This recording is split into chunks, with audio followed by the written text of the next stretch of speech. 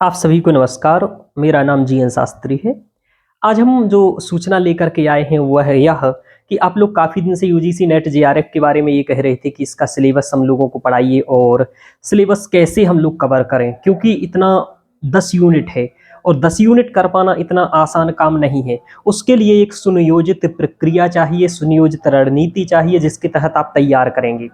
पहले हमें कौन सी यूनिटों को कवर करना चाहिए? क्या 10 यूनिट कवर करेंगे तभी एक बेहतर स्कोर बन पाएगा, या फिर हमें क्या रणनीति हो कि हम किस रणनीति से किस यूनिट को लेकर के चलें? दूसरा यह कि ऐसी कौन सी यूनिट है, अब चूंकि 1 माह बचा है मात्र, उस 1 माह में ऐसी कौन सी यूनिटें हैं, 4-5 यूनिटें जिनको पढ़ करके हम अधिकतम स्कोर ला सकते हैं, यानी कि लगभग 30 अंक के करीब ला सकते हैं। ऐसी कौन सी 5-6 यूनिट अगले 20-25 दिन में तैयार हो जाने वाली हैं? ठीक है, कैसे कर सकते हैं, क्या सोर्स होगा, कैसे पीवाईक्यू को देखेंगे, इन सभी पर हम बात करने वाले हैं। तो बने रहिए और सुनिए इसको। देखिए, सर्वप्रथम मैं आपको ये बताने वाला हूं कि यूजीसी नेट का जो फर्स्ट पेपर है और सेकंड पेपर होता है। फर्स्ट पेपर एक सामान्य पेपर होता है जो सभी के लिए देना होता है, चाहे वो कोई भी विषय से संबंधित हो। इसके लिए आपको ये तैयार करनी होती है 10 यूनिटें। 10 यूनिटों का सिलेबस निर्धारित है, जो कि मैं अभी हाथ में अपने लिया हूँ, क्योंकि सिलेबस लेकर के ही मैं बात करूंगा। इस पर ही 10 यूनिटों का सिलेबस है जो मैं पेज लिया हूँ, चूंकि बात करनी है इस पर, इसलिए मैं लेकर के आया हूँ। अब करना क्या है? देखिए, सेकंड पेपर आपका अपने विषय से संबंधित रहेगा। जैसे संस्कृत को मैं पढ़ाता हूँ यूजीसी नेट जेआरएफ संस्कृत वालों को, तो उनका संस्कृत है। आप फर्स्ट पेपर के लिए आपका सभी का एक जैसा कॉमन रहेगा और सेकंड पेपर आपका अलग अलग रहेगा। कोई पॉलिटिकल साइंस वाले होंगे, कोई हिंदी लिटरेचर लिए होंगे, आदि आदि हिस्ट्री वाले भी होंगे, सभी विषय से संबंधित आप लोग देखेंगे। लेकिन फर्स्ट पेपर कॉमन है, सभी को बराबर पढ़ना है। इसमें 10 यूनिट है, 10 यूनिट का सिलेबस है। अब मैं ये बताऊंगा कि इसको कैसे कवर करना है और कौन सी यूनिट क्या करना है। पहली बात ये कि बहुत शुभ सूचना यह है कि मैं ही आपको ये अगले 20 दिन में कुछ यूनिट तैयार कराने वाला हूँ, इसलिए आप चैनल को सब्सक्राइब कर लें, और जिससे कि मैं जो भी वीडियो आपको प्रोवाइड करूँ वो वीडियो आप देख लें यहाँ।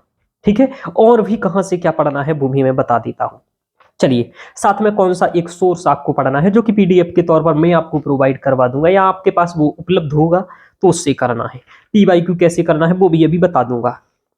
देखिए, इसमें कई सारी यूनिटें हैं, लेकिन जो प्रथम यूनिट है जिसे आप देखेंगे, जिसमें लिखा है शिक्षण अभिवृत्ति, ठीक है, टीचिंग एटीट्यूड, ये आपको पढ़ना है। शिक्षण अभिवृत्ति, अभिवृत्ति यानी कि शिक्षा के बारे में आप सामान्यतः क्या सोचते हैं, या शिक्षा के बारे में मूलतः सिद्धांत क्या है, एक शिक्षक में कौन से गुण होने चाहिए, कैसे पढ़ाएगा। इसमें सब टॉपिक्स भी लिखे हुए हैं, शिक्षण की अवधारणाएं, उसके उद्देश्य, शिक्षण का स्तर, इसमें स्तर होता है, समझ का स्तर, विचारात्मक स्तर, 3 स्तर होते हैं। तो इनको हम बताएंगे, विशेषताएं क्या हैं इसकी, अपेक्षाएं क्या हैं, शिक्षार्थियों की भी विशेषताएं क्या हैं, शिक्षण को प्रभावित करने वाली तत्व, जैसे शिक्षण को कई सारी चीजें प्रभावित करती हैं। पहला तो शिक्षक ही प्रभावित करता है कि शिक्षक के पास ज्ञान कैसा है, किस स्तर का उसके पास क्या है, उसको टेक्नोलॉजी का नॉलेज है, क्या वह आधुनिक चीजों से सामंजस्य कर पा रहा है, क्या वह नवाचार कर पा रहा है, आदि। यानी कि शिक्षा के संदर्भ में मुख्य समझ क्या है, आपकी मुख्य सोचना क्या है, आप कैसे सोचते हैं शिक्षा के बारे में, शिक्षा के बारे में क्या मूल सिद्धांत होते हैं, बच्चों के साथ कैसा व्यवहार करना है, एक उच्च शिक्षा, प्राथमिक शिक्षा पर है या माध्यमिक पर है या उच्च शिक्षा पर है तो आपको कैसे करना है, ये एक यूनिट होती है। इसको शिक्षण अभिवृत्ति कहते हैं।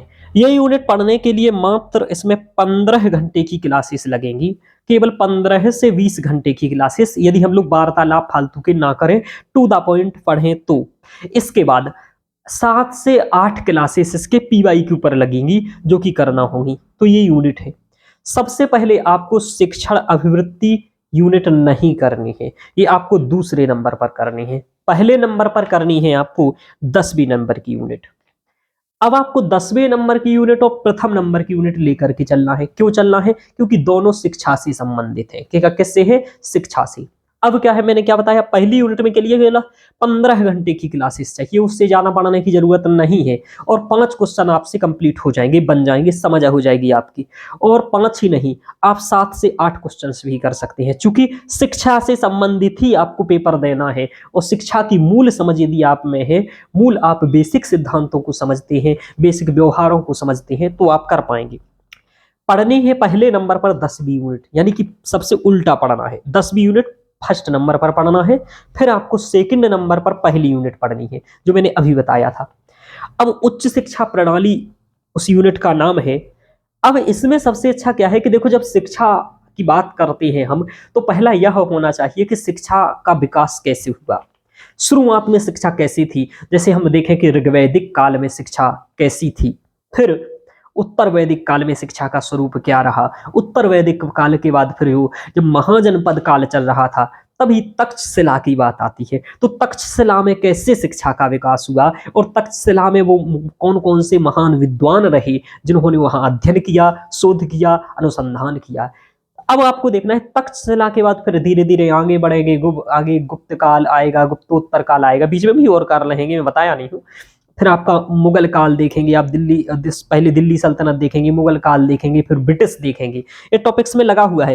पहले लगा हुआ है उच्च अधिगम संस्थाएं, प्राचीन भारत में शिक्षा क्या है, फिर स्वतंत्रता के बाद बस शिक्षा पर क्या हुआ, किन जो गवर्नर जनरल आए उन्हें कैसे काम किया। इस बार इस टॉपिक से 5 क्वेश्चंस थे। तो 10वीं यूनिट और पहली यूनिट से 10 से 12 क्वेश्चन रहेंगे आपके, जो सीधे तौर पर आप पर सरल भी होंगे, कम समय में भी पढ़ना है और आपका कवर भी हो जाएगा। तो दूसरे नंबर पर करना है ये यूनिट, मतलब उच्च शिक्षा प्रणाली 10वीं नंबर की यूनिट पहले इस नंबर पर करेंगे, पहले नंबर की यूनिट शिक्षण अभिवृत्ति दूसरे नंबर पर करेंगे, या करना चाहिए। ऐसा मैं क्यों कह रहा हूं, क्योंकि दोनों शिक्षा से संबंधित है और 10 से 12 क्वेश्चन इनसे आते हैं। आपका पेपर भी शिक्षा से संबंधित है, आपको जाना भी शिक्षा में है, तो बेसिक बातें पता होना चाहिए, ज्ञात होना चाहिए। फिर क्या है इसमें और आगे वही लगा हुआ है, पारंपरिक प्रणाली क्या होती है शिक्षा की, जिसमें गुरुकुल आश्रम आदि होते हैं, गैर पारंपरिक क्या होती है, ये सभी। अभी सिलेबस नहीं समझा रहा हूँ, सिलेबस तो मैं अगले लेक्चर में समझाऊंगा, जिस यूनिट को पढ़ाऊंगा, जैसे उच्च शिक्षा प्रणाली पढ़ाऊंगा, इसी से आपको पढ़ाना आरंभ करूंगा। और ये जो 10वीं यूनिट है, ये मुश्किल से 7 से 8 घंटे की क्लास की यूनिट है, और 5 क्वेश्चन हर बार देखे गए हैं, 4 से 5 क्वेश्चन देखे जाते हैं, और केवल 7-8 क्लास से, केवल 7-8 घंटे की क्लासेस में ये हो जाएगा। उसके बाद 3 से 4 लेक्चर आपको पीवाईक्यू सॉल्व करने हैं। पीवाईक्यू प्रत्येक यूनिट के साथ कराऊंगा, यूनिट वाइज कराऊंगा। इससे क्या होगा, टॉपिक्स वाइज कराऊंगा कि जैसे प्राच्य शिक्षा से क्या आए, ब्रिटिश काल में जो विकास हुआ शिक्षा में, उसमें क्या क्वेश्चंस आए, ये इस अकॉर्डिंग हम लोग चलेंगे, ठीक है। फिर आगे है मूल्य शिक्षा क्या है, पर्यावरण शिक्षा क्या है। अब क्या होता है कि अब विषय संबद्ध शिक्षाएं होती हैं, जैसे कि इन्वायरमेंटल एजुकेशन। आपको पर्यावरण, आज ग्लोबल वार्मिंग हो रही है, पर्यावरण प्रदूषण हो रहा है, ठीक है, और धीरे धीरे यह मानव सभ्यता के विनष्ट के लिए या मानव जाति के लिए बहुत ही दुष्प्रभावकारी है। तो इस पर लोगों को अवेयर होना चाहिए। गंगा स्वच्छ स्वच्छ गंगा अभियान से नहीं होगी, आपके प्रयासों से होगी, ठीक है। स्वच्छता की जब आप बात करते हैं, तो स्वच्छता आपको आंतरिक स्वच्छता के साथ बाह्य स्वच्छता रखना है, क्योंकि स्वच्छता एक मूल गुण आपको सिखाना है। तो आपको पर्यावरणीय शिक्षा होनी चाहिए। आप स्कूल में रहेंगे, बच्चों को क्या अवेयर करेंगे, क्या उन्हें जागरूक करेंगे, है ना। पॉलीथीन का प्रयोग नहीं करना है, करना है, ये सब बातें आपके लिए आजकल बहुत जरूरी हो गया है, इसलिए ये भी लगा हुआ है। अब आगे देखते हैं, अब नीतियां क्या है, सुशासन क्या है, राजनीति के बारे में थोड़ा सा इसमें लगा हुआ है। तो ये कि ये यूनिट आपको पढ़नी है, काफी अच्छी यूनिट है, बहुत अच्छा यूनिट है, ये करेंगे। तीसरे नंबर पर कौन सी यूनिट करनी चाहिए, तीसरे नंबर पर आपको पर्यावरण की यूनिट है और सूचना प्रौद्योगिकी यूनिट है। इन दोनों में से कोई एक यूनिट लेंगे, दोनों ही अच्छी यूनिटें हैं, और यहाँ से काफी क्वेश्चंस आते हैं। जैसे सूचना एवं संचार प्रौद्योगिकी, काफी छोटा सिलेबस है, आती अच्छी यूनिट है, 15 लेक्चर्स में 1-1 घंटे के, ये बहुत अच्छे से हो जाएगा, उसके बाहर कहीं नहीं जाएगा। 15 लेक्चर मैंने बताया विथ पीवाईक्यू। मैं इतना लेक्चर इसलिए बता रहा हूँ कि फालतू की चीजें नहीं करेंगे अपन, 500 लेक्चर पढ़ रहे हैं, नहीं भाई, होगा ही नहीं कवर। टू द पॉइंट चलोगे, सिलेबस के अकॉर्डिंग चलोगे, जल्दी हो जाएगा। जैसे आईसीटी के बारे में सामान्य शब्दावलियां, कुछ मूल बातें होती हैं, जैसे मेमोरीज क्या है ना, रैम रोम क्या है, नेटवर्क क्या है ना, लेन वेन वेन क्या है, ये सब के बारे में सामान्य बातें समझनी है। ईमेल क्या है, इंटरनेट क्या है, ये लगा क्यों है सूचना और संचार। देखो, आज के जमाने में एक शिक्षक को यदि अपने क्षेत्र मात्र में पढ़ाना है तब तो आसानी से पढ़ा लेगा, ऑफलाइन पढ़ा सकता है। लेकिन क्या हो रहा है कि भाई अब हम लोगों को क्या करना है कि एक व्यापक स्तर पर पढ़ाना है, या अच्छी आपकी गुणवत्ता है तो सरकार ही या कॉलेज स्तर पर ही आपको ये प्रमोट करना चाह रहे हैं कि आप काफी अच्छे स्तर पर पढ़ाएं। तो फिर वहां क्या करेंगे आप, वहां पर आपको सूचना संचार की जानकारी होना चाहिए। जैसे कोविड के पहले कुछ ऐसे टीचर मैंने देखे जो काफी अच्छा पढ़ाते हैं, ऑफलाइन में काफी अच्छा पढ़ाते थे, लेकिन ऑनलाइन आने की वजह से वह नहीं पढ़ा पा रहे हैं। तो इसमें मूल क्या है, इसमें मूल यही रहा कि उन लोगों को टेक्नोलॉजी का ज्ञान नहीं रहा, ऑनलाइन पढ़ाने की शिक्षा नहीं आया, ऑनलाइन पढ़ाना समझ नहीं आया इस तरीके से। ठीक है, तो ये प्रॉब्लम होती है। इसलिए आधुनिक जो आप लोगों को भविष्य के निर्माण करता है आप, तो आपको सूचना संचार की बात होना चाहिए। अब जैसे आप ऑनलाइन में पढ़ा रहा हूँ, अभी डिवाइस लगाया हूँ, ये लगाया हूँ, तो ये क्या है इसका बात होना चाहिए। अब जिसमें ये वीडियो सेव हो रही होगी वो मेमोरी क्या है, मेमोरी के बारे में मालूम होना चाहिए। मेमोरी कितने प्रकार की होती है वो भी मालूम होना चाहिए। कैश मेमोरी क्या होती है वो भी मालूम होना चाहिए। अब पिछली बार आया था इसी से क्वेश्चन, कैश मेमोरी क्या है। इस तरीके से आपके जो भी चीजें हैं जिनका आप उपयोग कर रहे हैं, आपको सिस्टम खुद लगाना आना चाहिए। जैसे आप पढ़ा रहे हैं तो सभी सिस्टम जमाना आपको आना चाहिए। तो कुल मिलाकर के कहीं ना कहीं सामान्य जीवन में शिक्षक के में प्रौद्योगिकी आवश्यक है, इसलिए प्रौद्योगिकी का सामान्य नॉलेज होना चाहिए। अब कोई पहली बार ही सुनना है सीपीयू क्या होता है, अब ऐसा थोड़ी, तो ये समझ में आना चाहिए कि कोई चीज क्या है, आप समझ भी पाए जी करके अपनी चीजों को। पर्यावरण है, पर्यावरण का बाला काफी अच्छा है, कम चीजें रहती हैं, बहुत अच्छा पढ़ना है। तो हम क्या करेंगे कि पहले पर्यावरण लेकर के चलेंगे या पहले आईसीटी लेकर के चलेंगे, इनमें से। तो तीसरे नंबर पर आप आईसीटी और पर्यावरण कर लें, ये हो गया। अब ये 4 यूनिट करने से लगभग 20 से 25 क्वेश्चन हो गए। क्या हो गया, 20 से 25 क्वेश्चन हो गया। अब यहां से 20 क्वेश्चन यदि मान लीजिए आपका आता है, 20 नहीं आता है, 18 आता है, बाकी 30 क्वेश्चंस में से 5 पैराग्राफ के आते हैं, जो लगभग एक बार पढ़ने के बाद अच्छे से आपको 5-7 पैराग्राफ यहीं प्रैक्टिस करवा दूंगा। तो आपके 5 क्वेश्चन जो पैराग्राफ वाले आते हैं लास्ट में 45-46 से लेकर के 50 तक होते हैं, वो तो आराम से पांचों में 5 सही हो जाएंगे। अब देखो 20 ये और 5 वो, यदि इस 20 में से आप 15 सही कर लेते हैं, क्योंकि आप पढ़ेंगे तो सही क्यों नहीं करेंगे, कर लेंगे। तो आप यदि 20 क्वेश्चन सही सही एकदम कर लेते हैं, बाकी 30 में आप तुक्का भी लगाते हैं, कुछ भी टिक मार आती है, तो भी आपके 30 नंबर के आसपास आ जाएंगे, केवल 4 यूनिटों को तैयार करने में। लेकिन इसके अलावा आपको रीजनिंग की यूनिट करना है, बहुत छोटी, 4-5-7 टॉपिक पढ़ना है, 5 से 7 टॉपिक्स, केवल 5 से 7 लेक्चर, 5-7 घंटे की रीजनिंग का बाकला करना है। वो करने से आपका क्या होगा कि रीजनिंग आप कर लेंगे इसके बाद। तो रीजनिंग जब इसके बाद करेंगे तो इससे क्या होगा कि रीजनिंग के कन्फर्म क्वेश्चन आते हैं, हमेशा आते हैं। आप देखिए हर पेपर में आते हैं यहाँ, है ना। तो आप वो करना है, वो आपके हो जाएंगे। इस तरीके से आपको 5 यूनिट अभी 1 महीने में कराने का मेरा टारगेट है। ठीक है, अगले चूंकि पेपर तक ये यूनिट करा दे। मतलब कौन सी, सबसे पहले 10वें नंबर की यूनिट, लेकिन आप समझ लीजिएगा, फिर आपकी पहले नंबर की यूनिट, उसके बाद आपकी पर्यावरण वाली यूनिट, उसके बाद अपनी सूचना एवं प्रौद्योगिकी वाली यूनिट, उसके बाद रीजनिंग वाली यूनिट। ये 5 यूनिट आपको कराऊंगा मैं। इसके अलावा भी यूनिटें हैं जो अच्छी हैं यूनिटें। फिर आपको पढ़ लेना चाहिए क्या कि इसमें 2 यूनिटों को एक साथ लेकर के फिर आप चल सकती हैं। दूसरी यूनिट और चौथी यूनिट को पढ़ाएंगे। चौथी यूनिट बहुत छोटी है, संप्रेषण है, उससे भी 2-3 क्वेश्चन देखे जाते हैं, संप्रेषण से भी। संप्रेषण वाली यूनिट बहुत आराम से 8 से 10 लेक्चर में हो जाती है, ये कराएंगे उसके बाद चौथी यूनिट। उसके बाद आपको शोध अभिवृत्ति, क्योंकि अब आप नेट निकाल चुके हैं, नेट निकाल चुकेंगे, तो आपको रिसर्च करना है। अब शोध करने के लिए बहुत सारी चीजों का नॉलेज होना चाहिए कि स्रोत क्या है ना। शोध का पहले तो अर्थ क्या होता है रिसर्च, प्रकार क्या है, विशेषताएं क्या है, फिर प्रत्यक्षवाद और उत्तरवाद प्रत्यक्षवाद क्या है ना। इन सब के बारे में आपको समझना है। शोध का विकास कैसे रहा, कैसे शोध किया जाता है ना। आपके क्या कैसे कर सकते हैं, शोध की पद्धतियां क्या है, जैसे प्रयोगात्मक, विवरणात्मक, ऐतिहासिक, गुणात्मक, मात्रात्मक, ये सभी आपको पद्धतियां समझ में आनी चाहिए। शोध प्रबंधन एवं आलेख क्या होता है, ये सब बहुत सरल है, इस यूनिट को कराएंगे। तो ये हमने बता दिया आपको कितना, 6वीं यूनिट थी ये बताने के लिए, है ना। 6 यूनिटों के बारे में बता चुका हूं।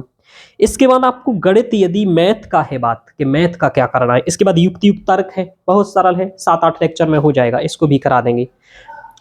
आंकड़ों की व्याख्या करना, ठीक है, ये भी ठीक है, चार्ट आता है वो आप जानते हैं। ठीक है, चार्ट आता है, शुरुआत में ही रहता है।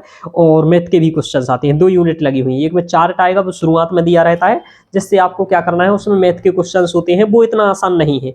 उसके लिए आपको काफी अच्छे से 20 क्लासेस मैथ की पढ़नी पड़ेंगी। 20 क्लास मैथ की 1-1 घंटे की पढ़नी पड़ेंगी, 25 भी हो सकती हैं, 30 भी हो सकती हैं, जिसमें आपको प्रतिशत निकालना बहुत अच्छे से सीखना पड़ेगा, सामान्य तरीके से नहीं, औसत निकालना सीखना पड़ेगा। देखो जो मैथ में चैप्टर लगे हुए हैं ना, कि जैसे आपको प्रतिशत निकालना आना चाहिए, ठीक है, और औसत निकालना आना चाहिए, अनुपात समानुपात आना चाहिए आपको, ठीक है, लाभ हानि आना चाहिए, ब्याज और छूट आना चाहिए, समय और दूरी आना चाहिए। ये मैथ के चैप्टर है मुख्यतः, अनुपात समानुपात, औसत, ठीक है, लाभ हानि और प्रतिशत, ये चैप्टर आपको आने चाहिए, तभी वो शुरुआत वाला आप कर पाएंगे। उसको सीखने के लिए इतना आसान नहीं है, आपको पहाड़े भी याद होना चाहिए 25 तक, बहुत अच्छे से प्रैक्टिकल, यानी कि आपकी गणना प्रणाली बहुत तीव्र होनी चाहिए। उसके लिए प्रैक्टिस करेंगे, लेकिन बाद में, अभी तो संभव नहीं है कि ये जो पेपर आ रहा है जनवरी में उसमें कर सके। जनवरी तक के लिए हम 6 यूनिटें तैयार कर सकते हैं, उन 6 यूनिटों पर हम लोग वर्क करेंगे और 6 यूनिटों को तैयार करेंगे। इसके अलावा भी एक दो और यूनिटें और नहीं है यहाँ पर, जिनके बारे में हम तैयार कर सकते हैं, ठीक है, गणित हो गया मैंने बताया, बाकी हो गया यूनिट, यही सभी यूनिट आपको करनी है। इस तरीके से हम लोग कंप्लीट कर सकते हैं। अब आप क्या पढ़ाएंगे, निःशुल्क पढ़ाएंगे, कैसे पढ़ाएंगे, वो सभी मैं बातें कर लेता हूँ। 2-4 मिनट की बातें और हैं, 1 मिनट।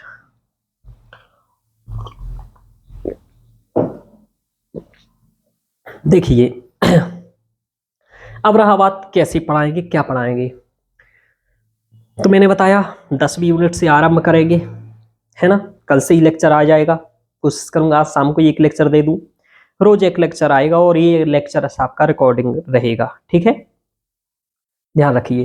तो आपको पढ़ाएंगे। अब इसका दो चीजें रहेंगी, ये इसका आपको एकदम निःशुल्क पढ़ाया जा रहा है, तो आप एकदम निःशुल्क पढ़ेंगे इसको, ठीक है, यूट्यूब पर निःशुल्क पढ़ेंगे। और यदि आप हैंड रिटन नोट्स बनाते हैं तो आपको पैसे बिल्कुल भी नहीं लगेंगे, लेकिन जो लोग नोट्स लेंगे उससे बहुत ही कम कीमत, है ना, मैं आपको 1 यूनिट के नोट्स की रखूंगा, जिससे कि मेरा भी थोड़ी सी अर्निंग हो। सीधा साधा पहले ही खुल करके बता रहा हूँ, नोट्स इसमें मैं फ्री नहीं दूंगा, ऐप्स से आपको नोट्स दूंगा, और जिसमें ज़्यादा नहीं पैसे रखूंगा, मात्र 100 रुपये 1 यूनिट का रखूंगा, जिससे कि आप लोग आराम से दे सकें, चाहे वो दक्षिणा समझें आप, या फिर फीस समझें, या कुछ भी समझें, ठीक है। बस मात्र 100 रुपये 1 यूनिट के नोट्स का रखूंगा, तो आप नोट्स ले लीजिएगा, नहीं लेना है कोई बात नहीं, आप आराम से लेक्चर्स देखिएगा, 1-1 घंटे के लेक्चर्स रहेंगे, हैंड रिटन नोट्स बना लीजिएगा। ऐसा नहीं मैं कर रहा हूं कि जिनको ऐसा है, ये बस इसलिए नाम मात्र का शुल्क रखा कि शुल्क रहेगा तो व्यक्ति को नोट्स का कीमत भी समझेगा, नोट्स भी पढ़ेगा वो व्यक्ति, और मेरा ऐप का चार्जेस, जहां पर मैं ऐप पर आपको प्रोवाइड करूंगा, तो ऐप का चार्जेस भी मेरा निकल आएगा। तो यही करके आपको एकदम निःशुल्क पढ़ाऊंगा, यूट्यूब पर ही पढ़ाऊंगा, सभी यूनिट ये निःशुल्क कराने वाला हूँ आगे, तो निःशुल्क ही करिएगा आप लोग। इसके जो नोट्स दूंगा वो मैंने बता दिया है कि एक यूनिट का मात्र 100 रुपये का दूंगा, ठीक है। तो आप आराम से 1-1 यूनिट तैयार होती जाए, आप नोट्स लेते जाएं, या फिर आप हैंड रिटन नोट्स बनाते जाएं, जो आपको समुचित लगे वह आप कर सकते हैं। लेकिन एक चीज जरूर करें, इन लेक्चर्स को शेयर जरूर करें आप लोग, ठीक है। शेयर करेंगे तो ये रहेगा कि जो लोग पढ़ना चाहते हैं और मेहनत कर रहे हैं, उनके लिए बेहतर लेक्चर मिल पाएंगे, बेहतर कंटेंट मिल पाएगा, और वो हैंड रिटन करके अपनी मेहनत से पढ़ के आगे निकल जाएंगे। तो निकलना चाहिए, आप भी शिक्षा में सहयोग करें जैसे मैं आपका कर रहा हूँ, और एक औदार्य व्यक्ति को करना ही चाहिए ऐसा, आपको भी शिक्षक बनना है, आपको ये सोच करके चलना पड़ेगा, तभी आप आगे बढ़ पाएंगे, ठीक है मित्रों। तो इसमें मैंने बताया आपको, जो आप लोग बहुत काफ़ी दिन से प्रतीक्षा कर रहे थे कि कैसे फर्स्ट पेपर तैयार करना है, मैंने जो शुरुआत में यूनिट बताया, इनको मैं भी यदि तैयार करता हूँ तो मैं भी इसी को लेकर के चलता हूँ शुरुआत में, आपको भी इन्हीं को लेकर के चलना चाहिए, क्योंकि इनमें समय कम लगता है, दूसरा इनको समझ में हम लोगों को आसानी से आ जाती है, तीसरा तो समझ में आ जाती है, क्वेश्चंस भी आते हैं, समय भी कम लगता है। ये इसका मूल कारण है कि हम लोगों को ये है, मैथ शुरुआत में आरंभ करने का सबसे बड़ा ये होता है कि 35 से 40 क्लास में ही आप पढ़ेंगे, तभी मैथ के 5 वो चार्ट वाले क्वेश्चंस कर पाएंगे शुरुआत में जो रहते हैं, और बाकी जो 2-3 क्वेश्चन होते हैं, यानी कि 7 से 8 क्वेश्चन के लिए आपको 40 से 45 क्लास पढ़नी पड़ेगी, ये सच्चाई है। तो उसको हम लोग लास्ट में करेंगे और शुरुआत में हम लोग वो यूनिटें करें, 30 क्वेश्चंस की जहां से आते हैं वो यूनिटें करेंगे, जहां से सरल है, आसान है, पढ़ सकते हैं, सामान्यतः कोई भी समझ सकता है, तो उसको समझाऊंगा। ओके मित्रों, तो इस लेक्चर में इतना ही। आप लोग शेयर जरूर करिएगा और अपने स्टेटस पर लगाइए। स्टेटस सबसे अच्छा तरीका है शेयर करने का, जिसमें आपसे को ना किसी को भेजना है कि उसको बुरा लगे, ना आपको कुछ करना है। आपसे 20-25 लोग जुड़े होंगे, वो देखेंगे, ठीक है। उन्हें यदि अच्छा लगेगा तो वो देखेंगे, नहीं लगेगा तो नहीं देखेंगे, ठीक है। ओके मित्रों, धन्यवाद।